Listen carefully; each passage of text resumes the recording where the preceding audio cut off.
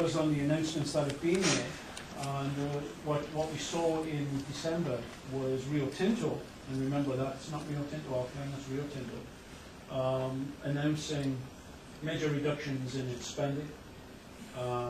Number of reasons for that. Obviously the commodity pricing and the value of our business, as we saw, but also they have some large debts to pay, and that's essentially due to the acquisition of Alcan. So as a global business, then one, are paying debt, but also the business does not generate as much cash as it used to. I'm going to read all of the slides. Where does that fit with the project? Well, CapEx has been reduced, and Kitimat modernization project was caught up in that. We have had board approval for tranches of money. The question continues to be, have the board approved? Well, the board approved actually every step. Above $50 million, and $50 million is still a big number. To many of us, it's a huge number. But in the scheme of a $2.5 billion project, it actually gets a bit tedious having to go back every $50 million, believe it or not. But nevertheless, every $50 million has to be approved by an investment committee, which is essentially a branch of the board. Anything above $100 million has to go to the board. So has the board approved the global project? Not fully. Has the board approved all the steps that we've taken towards the project? Absolutely. Absolutely. It's at the board every week because it's one of the top 3 projects within Rio Tinto, never mind Rio Tinto Alcan. How many steps have you got in that process done? Like, are you business 3 case, out of 10 or 5 out of 10? No, business case is essentially it's all complete. The evaluation and the business case is done. So all we're doing is actually releasing the cash at significant times. I've been stereotyped. Same thing. What we have to do to get a level of approval? Fellows like me would hatch the baseline of the project. We then put an evaluation together within maybe a 30% accuracy of what we think. That includes the cost and that includes the revenue base that we're going to generate. We then we get that passed. So that work often takes $500,000 to get that work to that point, and that's some basic engineering. To get to the next point, it's probably to the tune of tens of millions of dollars. This is multiple numbers of engineers, a couple of hundred engineers, really into the detail. So we've done all of that. So we're now at a fairly detailed position to be able to go for firm prices. So you go to businesses that produce things like substations, fuel treatment plants, build the thing to get a price within plus or minus 10%. So that might take $100 million, believe it or not. And that's all of the $2.5 billion. So that gets us to this. So we're through that. And of course, when you go to that point, we have an authority matrix. I have a level of authority that I can sign off, and then it goes to my boss and subsequent bosses. And that's where the $50 million comes. So even to get the feasibility, it's got to go to the board. So to get $100 million for final engineering, fairly strong engineering, it's got to go to the board. So then once we get into execution phase, because we didn't get notice to proceed, and that's what you saw on October the 22nd, was an additional $300 million to take us to a total of $500 million committed to the project. And of course that had to be released by the board. We can't do that. So did we get final board approval? No. Did we get notice to proceed? No. I would argue even if we had, we would have probably been delayed, just because there's not the cash flying around.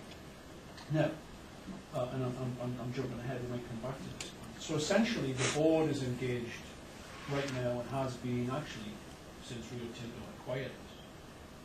The ex-Alcan board, I presented to the board twice before we were acquired. So the board's engaged. Once they give us the green light, that's a different mechanism. That's essentially not when are we doing this. The board role then changes and says when are you going to be done. So the game changes. One from, okay, when are we going to go, when are we going to go, when are we going to go? Because they're essentially managing a huge portfolio of capital investment and growth. So they're timing the run on the best time to place the money on the right project. That's what they do. And also the governance of the company.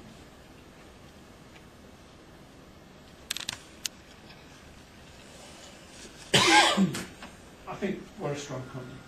We're obviously going through a tough time, as many companies are. You've seen in the press a company called Chinalco, which are a ring of an aluminium business, a mining business in China, probably part of the Chinese government. They bought a portion of the company. They had a smaller piece. They've now doubled that essentially. It's good. It's cash. It's a combination of actual assets in the business. None of them in North America. Predominantly in Australia. They've now got joint ventures. A certain percentage of plants within 2 mines in Australia. Kitimat and Yarwun. A smelter in Boring, the power generation site in Blackstone. The rest of it is in a bond base, and I make no apologies. I'm not a financial guy. I don't know how the bond thing works. But essentially, it's a cash injection and the protection of bonds. What that does is that gets us some cash into our business. It doesn't take the pressure off us on a day-to-day business because the businesses are still not making money.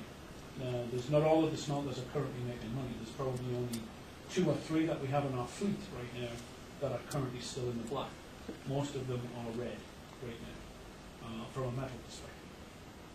And of course that can't continue. That's why we have to make these decisions across all of the business, of which Kitimat's portion is $40 million. You know this better than I. That's the area that essentially we're involved in. It's as far-reaching because we go all the way out to Kitimat, which is here, which is essentially about 250 kilometres from the office that I sit in Kitimat. We have Kamano, and of course the reservoir itself. Again, this week we've had the ruling from the Court of Appeal from the Stikine Tribal Council that their appeal has been upheld.